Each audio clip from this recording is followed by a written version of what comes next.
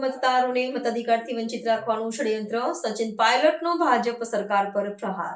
કોંગ્રેસના વરિષ્ઠ નેતા અને ધારાસભ્ય સચિન પાયલટે ભાજપ સરકાર પર આકરા પ્રહારો કરતા આરોપ લગાવ્યો છે કે સરકાર ઘૂસણખોરોના મુદ્દાઓનો દુરુપયોગ કરી રહી છે. છત્તીસગઢ અને રાજસ્થાનમાં મીડિયા સાથે વાત કરતા પાયલટે દાવો કર્યો કે મતદાર યાદીમાં સુધારણાની વિશેષ ઝુંબેશ એસઆઈઆરના નામે ગરીબો, આદિવાસીઓ અને પછાત વર્ગના લોકોના નામો યાદીમાંથી કમી કરવામાં આવી રહ્યા છે.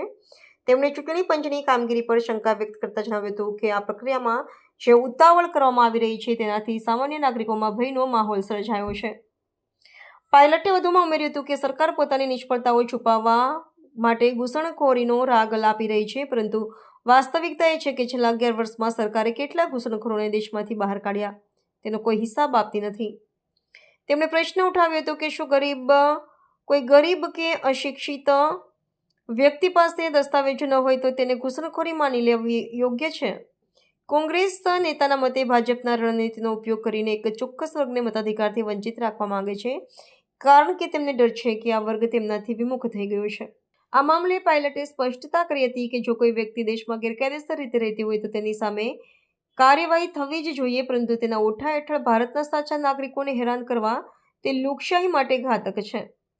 તેમણે ચેતવણી ઉચ્ચારી હતી કે જો ચૂંટણી પંચ નિષ્પક્ષતાથી કામ નહીં કરે તો કોંગ્રેસ પક્ષ આ મુદ્દે દેશવ્યાપી આંદોલન કરશે અને 14 ડિસેમ્બરે દિલ્હીમાં મહારેલીનું આયોજન કરશે. આ નિવેદન આગામી ચૂંટણીઓને ધ્યાનમાં રાખીને રાજકીય ગરમાવો લાવે તેવી શક્યતા છે. ये दौरा महत्वपूर्ण इसलिए है क्योंकि निर्वाचन आयोग ने समय सीमा बांधी है कि 4 तारीख से पहले सारे फॉर्म भरने हैं और हमने निर्वाचन आयोग को बोला था कि राजस्थान में चुनाव बहुत दिन बाद हैं, तो जल्दबाजी में करोड़ों लोगों के फार्म भरना, उनके दस्तावेज इकट्ठे करना, उनकी फ़ोटो लगवाना समय लगता है. तो जो जल्दबाजी बिहार में की थी वो यहाँ भी करना चाह रहे हैं, लेकिन यहाँ पर हम सब मुस्तैदी से कार्रवाई कर रहे हैं. और हमेशा मैंने देखा भाजपा के नेताओं का, गृह मंत्री का, प्रधानमंत्री का, वो बोलते हैं घुसपैठियों का संरक्षण हो रहा है, घुसपैठियों के नाम काटने हैं. और मैं चैलेंज करता हूँ, देश में कोई घुसपैठिया है जो गैर कानूनी तरीके से देश में रह रहा है उसको बाहर निकालिए. लेकिन बताइए पिछले 11 सालों में भारत सरकार ने कितने घुसपैठियों को देश के बाहर निकाला है? जब चुनाव आता है तो नाम घुसपैठिए का देते हैं, लेकिन अंत में वोट किसका काटना चाह रहे हैं? वो गरीब का, पिछड़े का, दलित का, आदिवासी का, अशिक्षित का, निर्धन का. तो उन लोगों को अधिकार संविधान ने दिया है और वो अगर नाम कट जाता है तो इससे बड़ा कोई पाप नहीं है लोकतंत्र में. इसलिए जैसे राहुल जी ने कहा कि वोट चोरी को रोकने के लिए निर्वाचन आयोग की जो निष्पक्षता है वो अब संदेह के घेरे में आ चुकी है.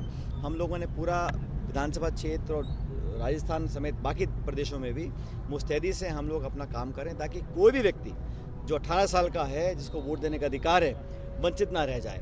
एसआईआर को पहली बार नहीं हो रही देश में. आप सब जानते हैं जब पहले एसआईआर होता था हमें पता नहीं पड़ता था कौन बीएलओ है, कहाँ एसआईआर हो रही है, जानकारी नहीं होती थी. आप देखो, आप इतने सारे बीएलओ आत्महत्या कर रहे हैं 7 राज्यों में. कितना उन पर मानसिक दबाव होगा, कितना उनको पीड़ित किया गया होगा, दबाव डाला गया होगा. इसीलिए मैं कहता हूँ कि निष्पक्षता से काम हो, लेकिन लोकतंत्र के प्रहरी बनकर, संरक्षक बनकर पूरा देश की जनता और कांग्रेस कार्यकर्ता सामने खड़ा है.